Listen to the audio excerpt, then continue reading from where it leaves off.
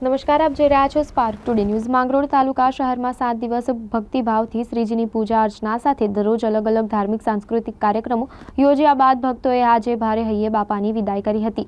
શહેરના વિવિધ સાર્વજનિક પંડાલોમાં સાથે ઘરોમાં સ્થાપના કરેલી દાદાની નાની મોટી મૂર્તિઓ ટ્રેક્ટર, ટ્રક, કાર, રિક્ષા જેવા વાહનોમાં બિરાજમાન કરી ભવ્ય શોભાયાત્રા યોજાઈ હતી।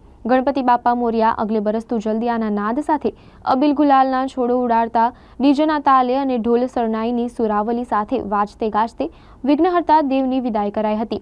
માંગરોળ બંદર ખાતે ખારવા સમાજના આગેવાનો અને યુવાનોના સહયોગથી તમામ મૂર્તિઓ હોડી અને બોટમાં લઈ જઈ દરિયામાં વિસર્જન કરાઈ હતી। શોભાયાત્રાના રૂટ અને વિસર્જન સ્થાન પર માંગરોળ પોલીસ વિભાગ પણ ખડે પગે રહી સુંદર કામગીરી બદલ લોકોએ પોલીસનો પણ આભાર વ્યક્ત કર્યો હતો। વર્ષો જૂની પરંપરા મુજબ ગણેશ દાદાનું આજે 7મા દિવસે માંગરોળ શહેર દ્વારા વિસર્જન કરવામાં આવેલ છે। તેમાં અલગ અલગ શેરી મહોલ્લા અને સાર્વજનિક જગ્યાએ જે ગણપતિ દાદા મૂકવામાં આવે છે એ બધા ગણપતિ દાદાનું આજે બંદર ખાતે વિસર્જન કરવામાં આવેલ છે। તેમજ અહીં બંદરે ખારવા સમાજ દ્વારા પણ ખૂબ સુંદર વ્યવસ્થા ઊભી કરવામાં આવેલ હતી, જેથી કરીને દરેક ગણપતિ આરામથી બોટમાં જાય અને શાંતિથી વિસર્જન થાય, કોઈ અગવડતા ના થાય। અને પોલીસ પ્રશાસન પણ ખડે પગે આખી શોભાયાત્રામાં ખડે પગે હતા અને વિસર્જન પૂરું થયું ત્યાં સુધી પોલીસ પ્રશાસન પણ સાથે રહેલ। તે બદલ હું પોલીસ પ્રશાસનનો, ખારવા સમાજનો ખૂબ ખૂબ આભાર માનું છું। આજે ગણપતિજીના વિસર્જનનો 7મો દિવસ હતો। 7મા દિવસે ગણપતિજીના વિસર્જનની કામગીરી થઈ। દેશમાં, સમગ્ર ભારતમાં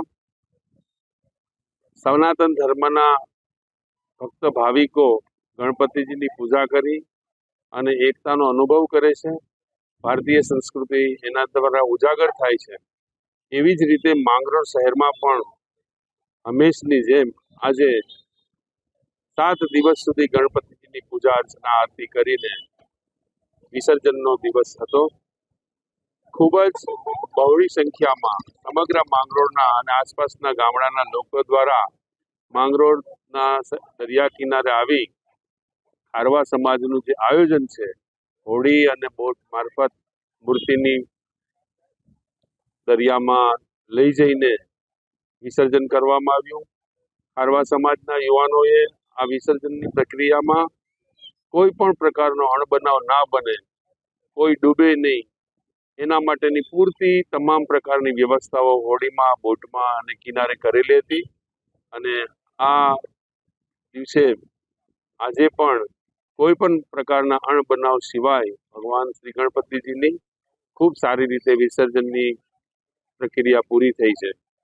હું આ પ્રસંગે સમસ્ત માંગરોળ સમાજના, હિન્દુ સમાજના અગ્રણીઓ, પોલીસ ડિપાર્ટમેન્ટ અને અન્ય સાથીદારોનું હું હૃદયથી આભાર માનું છું। અને આવનારા દિવસોમાં જે વિસર્જન છે એ પણ આવી ભવ્ય રીતે થાય એના માટેના પણ વ્યવસ્થાઓમાં પૂરતો ભાગ ભજવે।